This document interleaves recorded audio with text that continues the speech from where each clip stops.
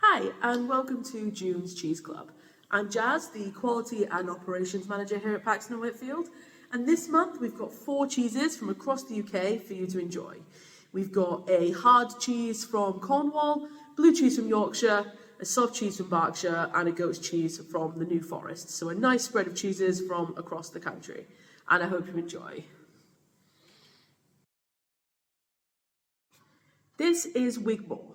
Wigmore is a soft used milk cheese made by Village Maid Dairy in Berkshire. Village Maid was set up by Anne Wigmore in 1986 after working at the National Institute for Research of Dairying. She went travelling on a self-made yacht to Australia and found a passion for cheese. She began cheese making in an outbuilding in their garden, so really small scale, and was keen to make used milk cheeses after discovering these in Sardinia during her travels. Wigmore was originally developed in 1991, and it comes in 2 formats. You've got this little baby version, which we're going to try this month, and you've got a slightly larger 800 gram kind of cutting version of the cheese.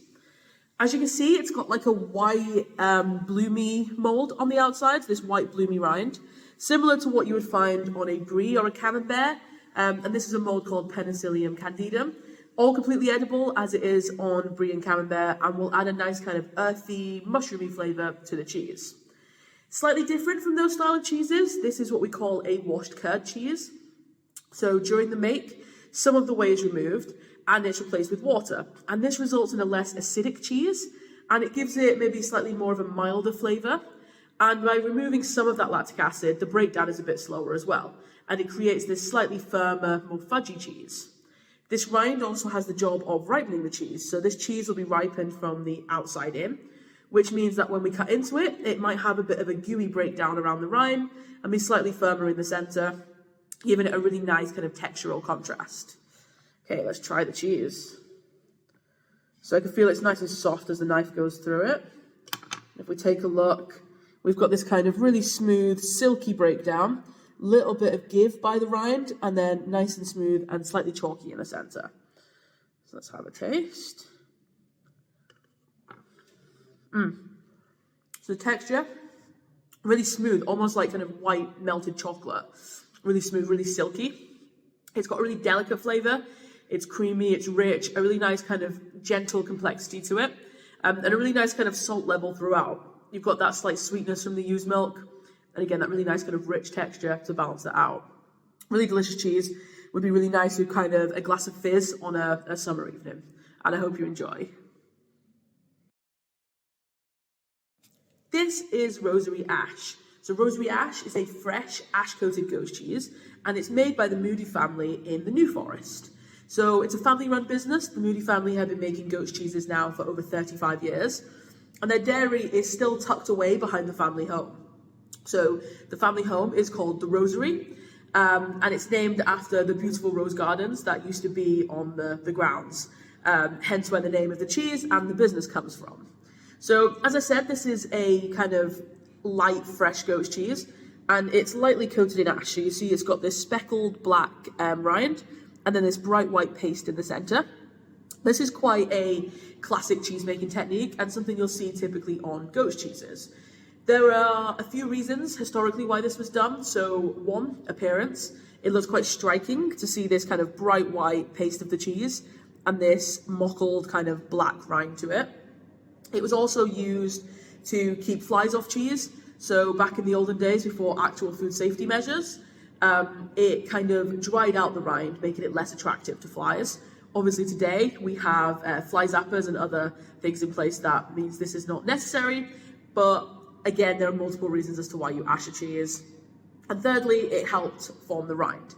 So it deacidifies or neutralizes the rind, which helps other molds grow. So if you had a geotrichum rind or Penicillium candidum you were trying to encourage, the ash would neutralize the rind, making it easier for these molds to flourish.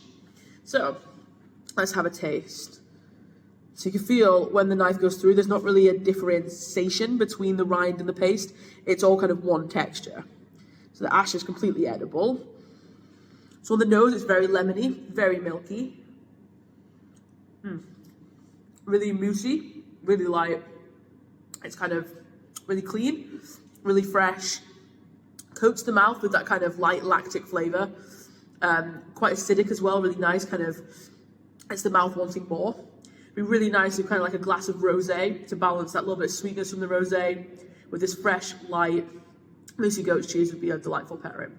And I hope you enjoy. This is Harrogate Blue. Harrogate Blue is a cow's milk blue cheese made in North Yorkshire by Shepherd's Purse, perhaps most known for their blue cheese Yorkshire Blue. Shepherd's Purse began in the late 1980s by Judy Bell, who discovered her passion for cheesemaking and set about trying to make used milk cheeses. In 2012, the business was passed down to her two daughters, Caroline and Katie, and till this day, they now continue her passion for cheesemaking and pioneering creating new cheeses. Harrogate Blue was first launched in 2012, and it's a very special cheese for Shepherd's Purse, as this is actually the first cheese that was co-produced by Caroline and Katie after they took over the reins of the business from their mother. It's matured for a minimum of 10 weeks, which gives it this really rich kind of fudgy texture and a really nice depth of flavour. And as I'm sure you can see on the video, it's got this kind of orange hue to it as well. So that is down to the addition of annatto. So annatto is essentially a natural food colouring. You'll find it in cheeses such as Red Leicester, Applebee's Cheshire, and it's just a Brazilian seed or berry that is added to the milk, and it creates this kind of orange golden hue in the cheese. Harrogate Blue has won a lot of awards, most notably winning Super Gold at the World Cheese Awards in 2017-18, and being judged as the 11th best cheese in the world, so quite an accolade. All right, let's have a taste. Yeah, so it's got this really kind of fudgy texture to it when you cut through with the knife. You can see it's got a nice kind of even level of bluing, a natural rind to it, so the rind is all completely edible.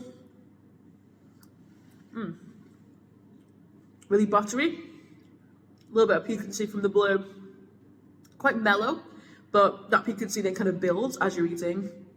And it's got a nice kind of peppery finish, a really well-rounded, really clean blue cheese, and a really nice blue cheese to enjoy in the summer as well. Not too heavy, it's quite light, and I hope you enjoy. This is Stithians. Stithians is a cow's milk cheese made by Liner Dairies in Cornwall, and they're famed for their nettle-coated cheese, Cornish Yarg. If Cornish Yarg is all about the leaves, then Stithians is all about the lack of them. So this cheese was originally developed through the cheesemakers trying to understand what would happen if they made a Yarg, but left out the leaves. And the resulting cheese was lemony, fresh, and slightly younger in aging, and so they continued to develop this cheese and the recipe. Today, the cheese is made to a standalone recipe, and once it's made, the cheese is rinded with a single coating of wax to ensure that the kind of flavours of the Cornish milk are well and truly locked in, and then it's left to develop this kind of lovely, thin, natural rind which it has. So you can see these lovely kind of moulds on the outside of the cheese. The cheese itself is named after the local village, which is close to the farm, and it's close to where the herd of Ayrshire cows graze. We have a taste of this. So you see it's got a nice kind of light yellow golden paste to it. When I cut through the knife, it's got a nice kind of dense cut to it, so it's not too crumbly, not too firm or hard. It smells really milky on the nose. Really well-rounded, rich, creamy, and it's got that really nice kind of characteristic clean tang that you get from a Yarg, for example. So really fresh, lemony, but a little bit denser, a little bit richer, and quite buttery as well. I hope you enjoy.